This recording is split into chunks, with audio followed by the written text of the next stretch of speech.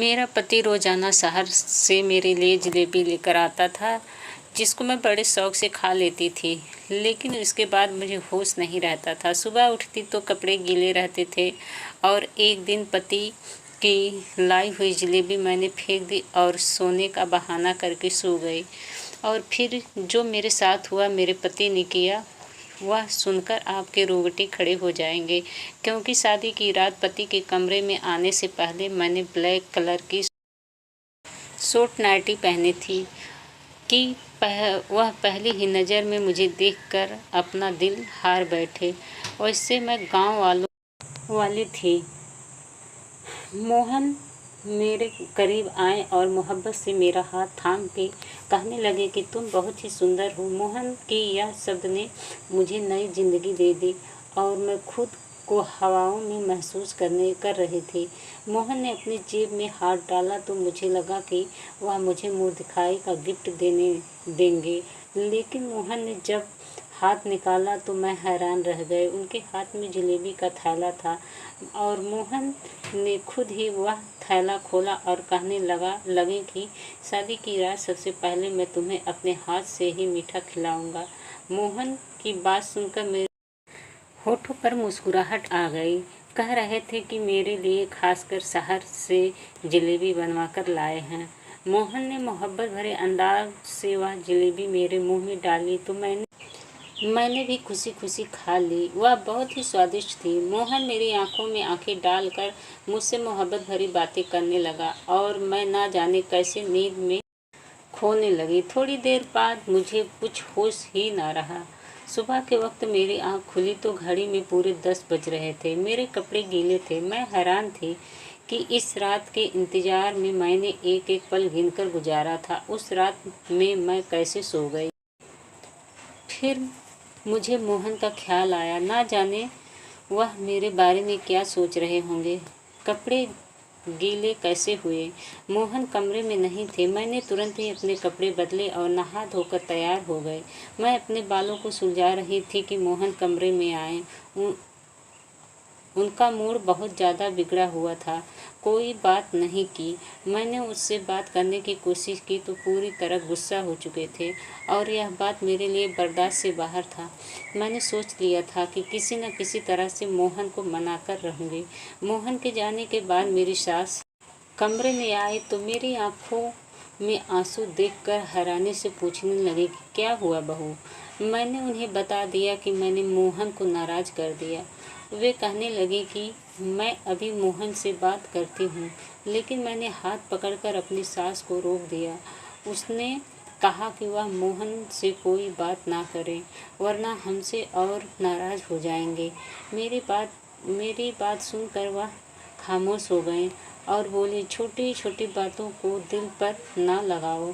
कुछ दिन मोहन के साथ रहोगी तो तुम उसकी आदत को अच्छी तरह समझ जाओगी। मैं उनकी बात घर लौटा। उसकी कमाई से ही मेरी सास ने एक गांव में एक बड़ा सा घर बनवा लिया था। बहुत सालों से मेरी और मोहन की मुलाकात नहीं हुई थी, क्योंकि वह ज़्यादा वक्त शहर में गुजारता था। घर लौटता तो हमारे गांव आने का उसके पास वक्त ही नहीं रहता था। लेकिन रिश्ता होने के बावजूद भी हमारे गांव मुझसे मिलने के लिए नहीं आया। इसी बात को लेकर मेरे दिल में अजीब सवाल उठने लगे थे। एक दिन मैंने अपनी सास से पूछा, क्योंकि मेरी सास मेरी माँ की सहेली थी, तो मैंने उनसे बिल्कुल शर्माती नहीं थी। एक दिन वह मिलने के लिए हमारे गांव आई थी, तो मैंने बातों बात में पूछा कि मोहन हमारे गांव क्यों नहीं आता। मेरी माँ के कान में यह बात पड़ी तो मम्मी ने मुझे एक थप्पड़ मारा और बोले, तुम्हें कहने में शर्म नहीं आती? अपने होने वाले पति के बारे में ऐसी बातें पूछते हैं। मैं बिलख कर रह गई। मेरी सास मुस्कुराते हुए कहने लगी कि क्यों नहीं, जैसे ही मोहन को वक्त मिलेगा ज़रूर आएगा। जब से उसे शहर की हवा लगी है वह बहुत ही कम बात करता है। अब पहले की तरह नहीं है, बल्कि गंभीर हो गया है। उनकी बात सुनकर मम्मी कहने लगी, जब लड़कों पर जिम्मेदारी पड़ती है तो इसी तरह गंभीर हो जाते हैं। एक मेरी बेटी को ही अक्ल नहीं आ रही है, मुंह उठाकर जो चाहे पूछ लेती है। मम्मी ने गुस्से में एक नज़र मेरे तरफ किया तो मैं वहाँ से उठकर अपने कमरे में आ गई। उनके जाने के बाद भी मम्मी ने मुझे हजारों बात सुनाई। मम्मी पता नहीं क्या कुछ कह रही थी, मैं तो अपने ही ख्यालों में मग्न थी। मैं यह सोचकर खुश थी कि मेरा होने वाला पति भी हीरो की तरह शहरी बन गया है।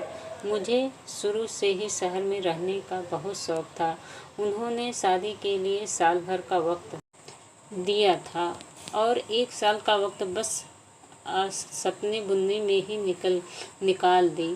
लेकिन मुझे क्या खबर थी, एक दिन मेरे सारे सपने मिट्टी का ढेर बन जाएंगे। कुछ दिन के बाद मेरी और मोहन की शादी सारे रस्मी रिवाजों के साथ धूमधाम से हुई। मैं मोहन के साथ विदा होकर उनके गांव चली आई थी। मेरी सास ने बहुत ही खुशी से वेलकम किया था, लेकिन शादी की रात सोने की वजह से मोहन बहुत ज़्यादा गुस्सा थे और पूरा दिन उसने मुझसे कोई बात नहीं की। मैं सारा दिन बिन पानी की मछली की तरह उसके आगे पीछे तड़पती रही, लेकिन शिकायत का कोई मौका नहीं दूंगी। वह मोहन खुश हो गया और मेरे लंबे बालों की तारीफ करने लगा। मैंने सोचने लगी, मोहन सारा दिन इस कदर नाराज होने के बाद अचानक इनका अंदाज इतना अच्छा कैसे हो गया। मोहन ने एक बार फिर जलेबी निकाली और अपने हाथ से मेरे मुंह में डालकर कहने लगे कि जलेबी खाने से होठ रेड हो जाते हैं, तुम्हारा खूबसूरत होठ और खूबसूरत हो जाएगा। उनके बातों में मोहब्बत की इस कदर मिठास थी कि मैं शर्मा गई। मोहन मेरे हाथ पकड़े और कुछ कह रहे थे, लेकिन मुझे कुछ होश ही ना रहा और थोड़ी देर के बाद मैं दुनिया से दूर हो चुकी थी। एक बार फिर मेरी आंखें खुली तो सुबह के 11 बज रहे थे। मेरे होश उड़ गए। मैं जान गई थी कि मोहन एक बार फिर गुस्सा हो चुका होगा। अब मुझे समझ में नहीं आ रहा था कि मुझे इस तरह गहरी नींद कैसे आ सकती है। मेरे कपड़े पूरी तरह गीले थे और मुझे ठंड लग रही थी। मैं जल्दी से नहा धोकर तैयार हो गई और कमरे में से बाहर निकली तो कमरे के बाहर मेरे पति गुस्से से मेरी सास से कह रहे थे कि आपने ऐसी लड़की से मेरी शादी करा दी जिसे सोने उठने की कोई समझ नहीं है। मैं कैसे इसके साथ सारी जिंदगी गुजार सकता हूँ। इसे यह भी मालूम नहीं कि गांव की औरतें सवेरे उठकर घर के कामकाज करती हैं। आप सुबह से उठकर घर का काम कर रही थी और वह महारानी बनकर सो रही है। अगर ऐसा ही हाल रहा तो मैं ज़्यादा दिन तक आपकी चहेती बहू को अपने घर में बर्दाश्त नहीं कर सकता। मोहन का यह शब्द सुनकर मैं घबरा गई। मैं सोच भी नहीं सकती थी कि मेरे पति इतना सख्त होंगे। इससे आगे बात सुनने की मुझ में हिम्मत नहीं थी। मैं चुपचाप से किचन में चली गई।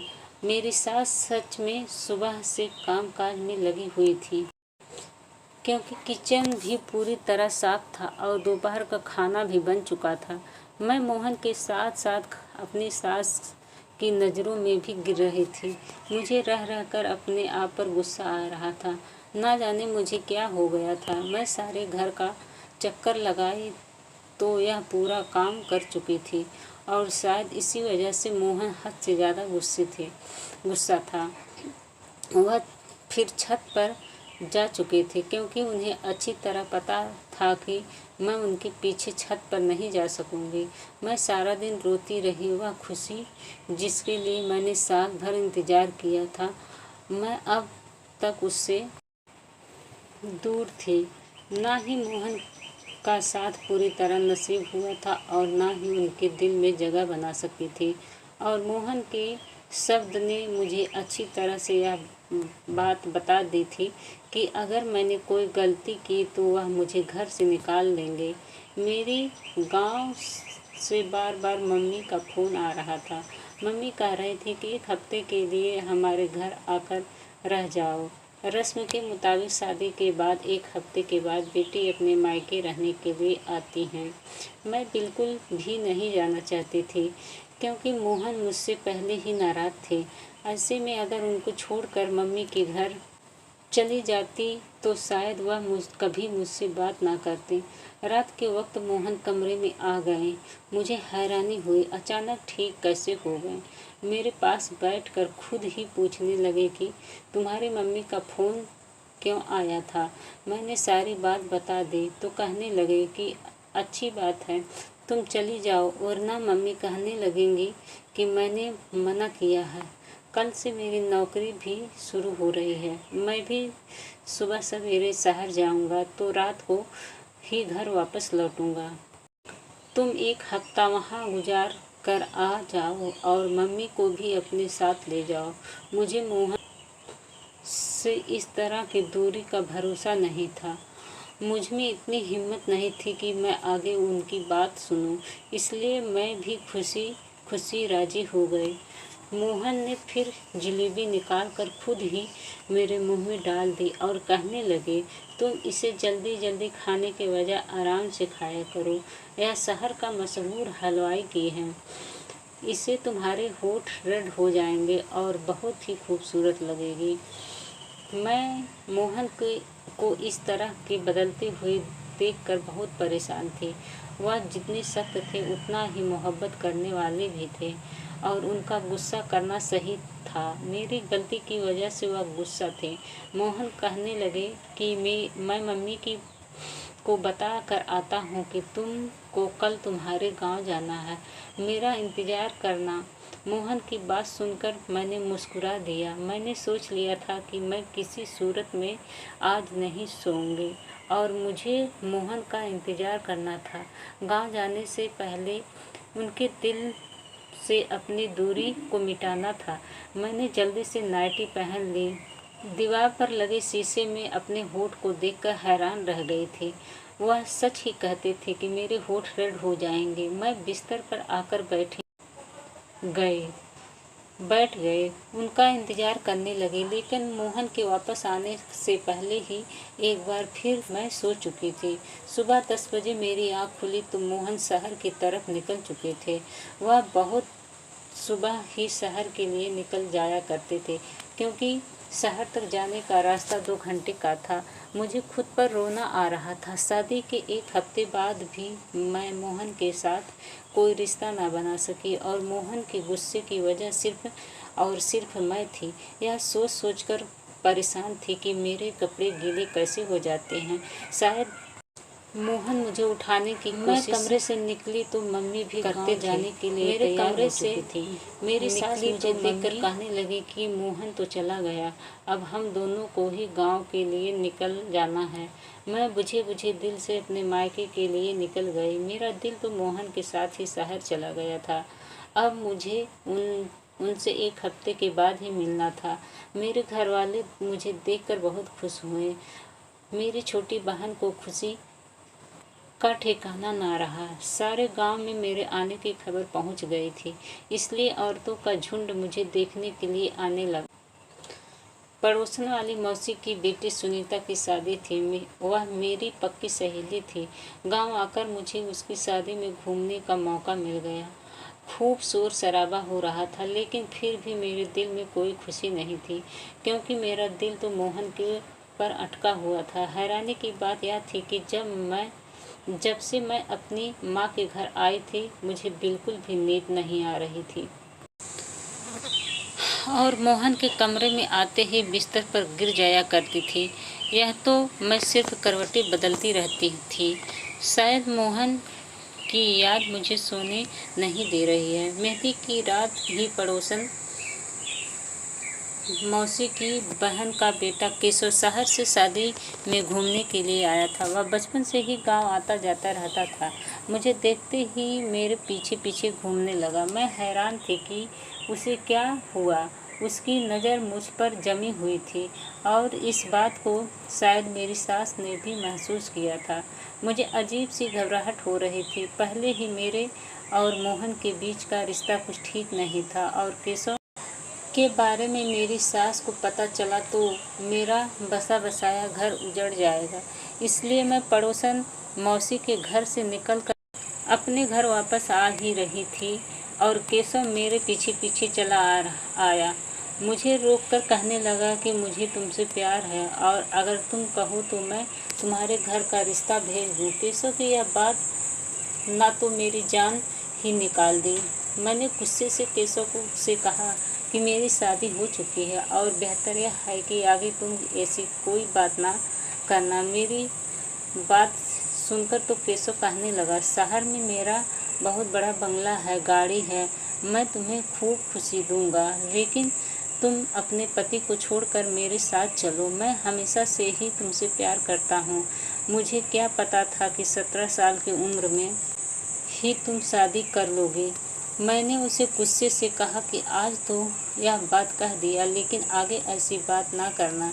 मैं अपने पति से बहुत प्यार करती हूँ और तुम्हारी एक गलती मुझे बदनाम कर सकती है। केशव उस वक्त वापस लौट गया, लेकिन मेरे लिए सुनीता की शादी मनाना मुश्किल हो गया था। वह बहुत ढीठ साबित हुआ। बहाने बहाने में अपने फ़ोन में मेरी फ़ोटो खींच रहा था। जैसे तैसे एक हफ्ता गुजर गया और मैं अपनी सास के साथ वापस अपने घर आ गई। मोहन शायद आज काम से जल्दी लौट आया था। हम कल दोपहर को घर पहुँचे थे और मोहन पहले से ही घर पर था। मोहन को देखकर मैं बहुत खुश थी। अपना सामान रखने के लिए कमरे में गई तो मोहन अपनी मम्मी से मिलने के लिए उनके कमरे में चला गया। मैंने सोचा कि मैं भी कुछ देर मोहन और मम्मी जी के साथ बैठ जाती हूँ, फिर घर का कामकाज करूँगा। इसलिए सामान रखकर दोबारा उनके कमरे की तरफ आई तो मेरी सास के शब्दों ने मुझे हैरान कर दिया। मैं सोच भी नहीं सकती थी कि मेरा घर उजाड़ने वाली कोई और नहीं बल्कि मेरी अपनी सास है। वह गुस्से में मोहन से कह रही थी कि मैंने जाते वक्त तुझे कह दिया था कि हमारे वापस आने तक डिवोर्स का कागज बनवा लेना, लेकिन तुझे कुछ होश नहीं। मैंने खुद अपनी आंखों से देखा कि तेरी पत्नी कितनी गलत है, लेकिन तू तो आंखों में पट्टी बांध रखी है। मोहन कह रहा था कि माँ, मेरे लिए उसे छोड़ना नामुमकिन नहीं है। वह मेरी पत्नी है, मैं उसे प्यार करता हूँ, उसमें 1000 गलती सही है, लेकिन मैं उसे कभी ज़िंदगी से अलग नहीं कर सकता। मोहन मेरी मोहब्बत की बातें कर रहे थे और मेरी सास बुराइयों में मग्न थी। मुझे समझ में नहीं आ रहा था यह सब क्यों हो रहा है।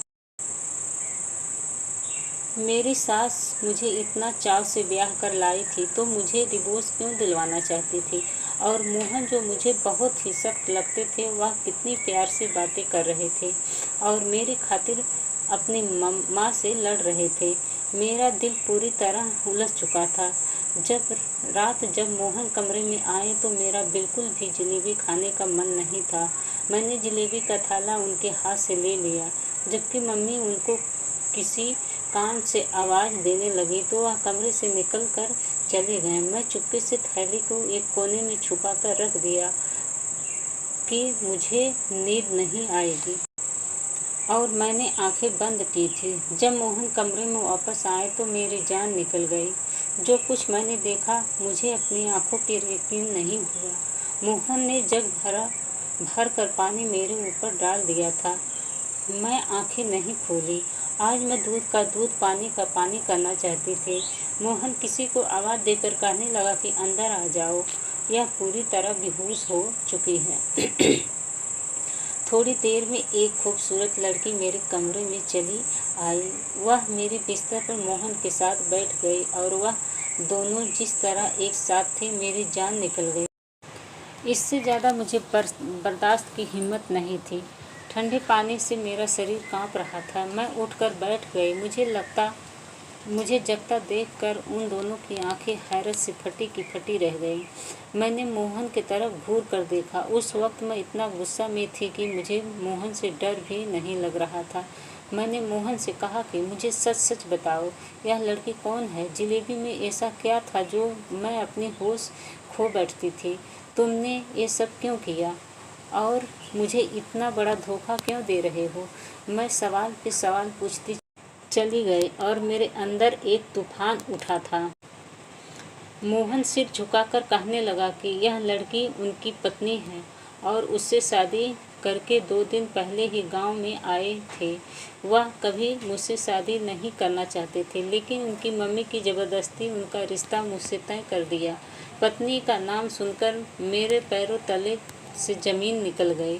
मोहन कह रहे थे, हमारी शादी रोकने के लिए 2 दिन पहले वह यह सोच कर सिया से शादी करके आ गए कि जब वह सिया को बहू बनाकर इस घर में लाएंगे तो उनकी मम्मी मुझसे शादी नहीं करेंगी। लेकिन उनकी मम्मी ने उनकी एक ना सुनी और उन्होंने मोहन पर दबाव डाला कि वह सिया को तलाक दे दे।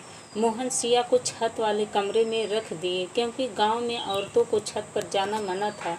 इसलिए मोहन को यकीन था कि मैं कभी उनके पीछे छत पर नहीं जाऊंगी। मोहन जानबूझकर जिलेबी में नशे की दवा मिलाते थे कि मैं सो जाऊं और हर रात हमारे ही कमरे में सिया के साथ वक्त गुजारे। सिया शादी से पहले शहर में नौकरी करते थे, इसलिए मम्मी को लगता था कि सिया इज्जतदार नहीं है और इसलिए मम्मी बार बार कहती है कि मैं सिया को डिवोर्स दे दूं।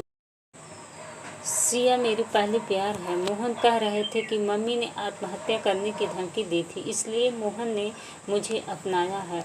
मोहन सिया को किसी हालत में नहीं छोड़ सकता और इस बात को मुझे भरोसा था। मोहन ने मुझे सारा सच बता दिया था, जिसे सुनकर मेरे पास कहने के लिए कुछ नहीं बचा था। मैं जान गई थी कि मेरी सास उस दिन सिया और मोहन की डिवोर्स की बात कर रहे थे, जिसे सुनकर मैंने गलत मतलब निकाल लिया था। मेरी बर्बादी के पीछे सिर्फ मोहन का हाथ नहीं था, बल्कि मेरी सास का भी हाथ था, जिन्होंने यह जानते बूझते कि उनके बेटे ने अपनी पसंद से शादी कर रखी है, ज़बरदस्ती उनके साथ मेरी दूसरी शादी करवा दी। मैंने मोहन के साथ ज़िंदगी को लेकर कई सपने देखे थे। ऐसे इंसान के साथ मैं कभी ज़िंदगी नहीं बिता सकती थी, जो किसी और से इस कदर मोहब्बत करता था। उसकी खातिर मुझे नशे वाली जलेबी तक खिला सकता था। मैंने अपना सामान बांध लिया और अपनी सास को नमस्ते कहकर अपने गांव के लिए निकल गई। मेरी सास ने बहुत कोशिश की। वह बार बार मुझे यकीन दिला रही थी कि मोहन सिया को छोड़ देगा और मेरा हो जाएगा, लेकिन मैं कभी ऐसे इंसान के साथ गुजारा नहीं कर सकती थी जो मुझे मोहब्बत नहीं दे सकता था। मैंने अपने माँ बाप से कहकर मोहन से डिवोर्स ले लिया था। मैं अपने माँ बाप की लाडो रानी थी। वह मुझे खुद ही किसी ऐसी आग में झोंकना नहीं चाहते थे। पड़ोसन मौसी की वजह से केशव को खबर मिल गई थी कि मैं अब एक बार फिर अकेली हो गई हूँ, इसलिए केशव अपने घर वालों को भेजकर मुझे अपनाने की बात की थी। मैं अभी शादी नहीं करना चाहती थी, इसलिए मैंने साफ साफ इनकार कर दिया। मुझे आगे पढ़ना था और अपने पैरों पर खड़ा होना था। मेरी पढ़ाई के साथ ही मेरे पेपर भी ख़त्म हो गई थी। मैंने उसको दोबारा शुरू कर दिया था। हर शादी कामयाब हो यह ज़रूरी नहीं है, लेकिन एक नाकाम शादी का मतलब यह नहीं कि इंसान नाकाम होता है। अपनी शादी की नाकामी के बाद मैं बहुत ज़्यादा कामयाब हो गई थी। पढ़ाई के मैदान में झंडे गाड़कर अपने गांव का नाम पूरे ज़िले में रोशन कर दिया था। अगर मेरी कोई प्यारी सी बहन या बेटी नाकाम शादीशुदा ज़िंदगी का शिकार हो गई हैं, तो याद रखना कि ज़िंदगी में आगे बढ़ने के लिए नए रास्तों की तलाश करें और ज़िंदगी की दूसरी कामयाबी को समेटें। धन्यवाद दोस्तों।